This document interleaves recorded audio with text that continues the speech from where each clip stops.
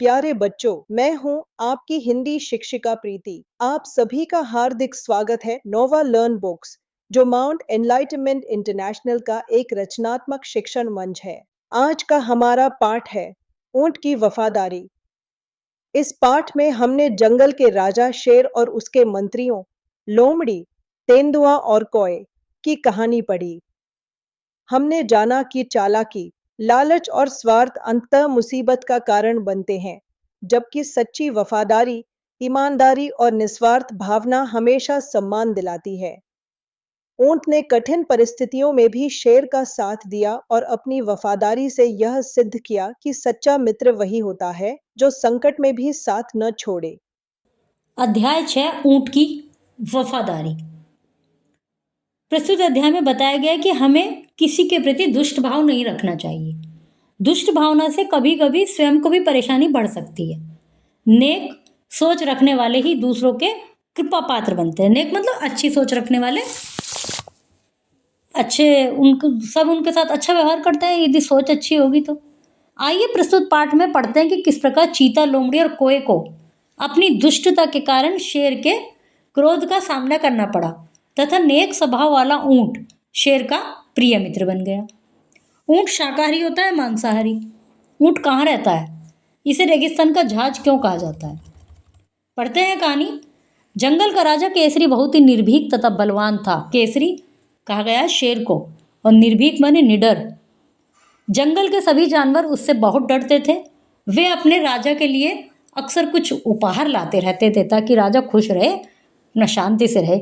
एक दिन राजा ने सोचा कि मेरे ऊपर काम का बहुत बोझ है, मुझे अपनी सहायता के लिए कुछ मंत्री चुन लेने चाहिए। जंगल का राजा था वो, तो उन्हें सोचा कुछ मंत्री चुन लेता हूँ। यह सोचकर राजा ने पहले लोमड़ी को बुलाया और बोला, तुम बहुत ही बुद्धिमान और चालाक समझी जाती हो, इसलिए मैं तुम्हें अपना गृह मंत्री बनाता हूँ, होम मिनिस्टर। लोमड़ी ने सिर झुकाते हुए कहा, धन्यवाद महाराज, मेरे लिए बहुत ही सम्मान की बात है। लोमड़ी ने सिर झुकाते हुए कहा। इसके बाद तेंदुए को बुलाकर कहा, तुम बहुत कर्मठ और तीव्र चाल चलने वाले हो, इसलिए मैं तुम्हें अपना रक्षा मंत्री नियुक्त करता हूँ। धन्यवाद महाराज, धन्य भाग मेरे, क्या आपने मुझे इस लायक समझा, तेंदुआ बोला। इसके बाद शेर ने कोए को बुलाकर कहा, तुम आकाश में बहुत ऊंचा उड़ सकते हो, इसलिए मैं तुम्हें अपना विदेश मंत्री नियुक्त करता हूँ, क्योंकि तुम पता करके आना कहाँ कहाँ क्या चल रहा है। मुझ छोटे से जीव को इतना सम्मान देने के लिए धन्यवाद, कोए ने बड़ा आभार व्यक्त करते हुए कहा। उस दिन तीनों ने केसरी के प्रति ईमानदार रहने की शपथ खा ली और शेर ने बदले में उन्हें भोजन, सुरक्षा देने का वचन दिया। भाई अभी उन्होंने जॉब पे रखा है तो खाने पीने की व्यवस्था तो करेंगे ही केसरी जी, और उन्होंने भी कहा भाई हम ईमानदारी से आपका काम करेंगे। इसके बाद से तीनों मंत्री राजा के प्रत्येक काम में उसकी सहायता करने लगे। केसरी जी जहाँ भी जाते तीनों पीछे पीछे जाते। शेर के भोजन के उपरांत उन तीनों के लिए काफ़ी भोजन बच जाता। जो भी कुछ खाना वाना होता पहले शेर खा लेता, फिर वो तीनों भी खा लेते। एक दिन विदेश मंत्री कोए ने आकर शेर से कहा, महाराज क्या आपने कभी ऊँट का मांस खाया है? मेरे विचार से वह बहुत ही स्वादिष्ट होता होगा। शेर ने ऊँट का मांस कभी खाया नहीं था, इसलिए उसे यह विचार बहुत पसंद आया। वो बोला, पर यह ऊँट हमें मिलेगा कहाँ? शेर ने पूछा। तो कोए ने जवाब दिया, यहाँ से कुछ मील दूर मैंने एक ऊँट को रेगिस्तान में देखा है महाराज। ठीक है, फिर कल हम सभी वहाँ चलेंगे, शेर ने कहा, और सब सोने के लिए चले गए। अगले दिन केसरी जी तीनों मंत्रियों के साथ ऊँट की खोज में रेगिस्तान के लिए निकले। चलते चलते वे बहुत दूर निकल आए। वे रेगिस्तान तक पहुँच गए, पर अब तक सूरज का ताप बहुत बढ़ गया था। अभी रेगिस्तान की गर्मी हर एक कोई तो झेल नहीं सकता। शेर के पंजे रेगिस्तान की रेत से बुरी तरह झुलस रहे थे। बहुत परेशान होने पर शेर ने अपने मंत्रियों से कहा कि भाई अपने जंगल में वापस चलते हैं, मैं आगे नहीं जा सकता। शेर की बात से तीनों बहुत निराश हुए, क्योंकि उसके बिना न तो वे ऊँट का शिकार कर पाते, न ही उसका मांस खा सकते थे। पर तीनों यह अवसर खोना भी नहीं चाहते थे। मतलब उन्हें सोचा कि अब यहाँ तक आए हैं तो इस मौके को क्यों छोड़ें। तभी लोमड़ी को एक तरकीब सूझी।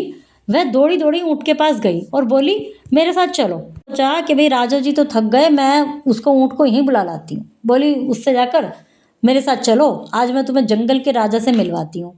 ऊँट भी जंगल के राजा से मिलने की लालसा में लोमड़ी को अपनी कुबड़ वाली पीठ पर बैठाकर चल दिया। रास्ते में लोमड़ी बोली, तुम्हारे स्वामी को हमारे राजा ने मार दिया है। मतलब शेर ने, तुम अब आजाद हो, अब हम सब मिलकर जंगल में रहेंगे, तुम भी मतलब हमारे साथ जंगल में ही चलो। शेर के पास पहुंचकर लोमड़ी बोली, चलिए महाराज, आप भी ऊंट पर बैठ जाइए, हम सब अपने घर चलेंगे। सारे ऊंट की पीठ पर बैठकर आराम से जंगल पहुंच गए। जंगल में तीनों मंत्री ऊंट को मारकर खाना चाहते थे, पर शेर ने यह कहकर ऊंट को छोड़ दिया कि इसने हमें तपते रेगिस्तान से निकालकर सही सलामत जंगल तक पहुंचाया है। मतलब शेर का दिमाग में तो आ गया ये बात कि भाई इसने हमें इतनी वहां से लेके आया है, अब हम इसको नहीं मारेंगे, हम धोखा नहीं करेंगे। किसी को भी यह बात अच्छी नहीं लगी, सभी बहुत भूखे भी थे, लेकिन ये जो तीनों मंत्री थे इन्हें यह बात पसंद नहीं आई। अरे इतनी भूख लग रही है, हम तो मारेंगे इसको, उनके मन में ऐसा था। मतलब शेर ने अपने तीनों मंत्रियों से भोजन ढूंढ कर लाने के लिए कहा कि जाओ अब कहीं और से भोजन लेके आओ, इसको नहीं मारेंगे, ये बेचारा हमें लेके आया है। तीनों ने कुछ दूर जाकर एक योजना बनाई। शेर के पास पहुंचकर सबसे पहले कौवा बोला, महाराज बहुत ढूंढने पर भी भोजन नहीं मिला आज तो, पर हम आपको भूखा नहीं छोड़ सकते, इसलिए आप मुझे ही खा लीजिए। योजना अनुसार लोमड़ी ने कौवे को हटाते हुए कहा, आप मुझे खा लीजिए, मैं इससे आकार में बड़ी हूँ, मुझे खाकर आपकी भूख शांत हो जाएगी। मतलब नाटक कर रहे थे तीनों। तेंदुओं ने भी लोमड़ी को पीछे धकेल कर खुद को खाने की पेशकश की, नहीं नहीं मुझे खाओ। अब ऊंट ने सोचा कि इन तीनों ने तो स्वामी भक्ति दिखाई है, मुझे भी शेर के सम्मुख खुद को प्रस्तुत करना चाहिए। जैसे ही ऊंट ने शेर के सामने जाकर स्वयं को खाने का प्रस्ताव रखा, तीनों मंत्रियों ने अपनी अपनी सहमति जता दी। पर राजा तो ठहरा राजा वह उनकी चाल समझ गया। मुस्कुराते हुए बोला, मैं जानता हूं तुम मेरी वफादार प्रजा हो, तुम्हारे इन प्रस्तावों ने मेरे दिल को छू लिया।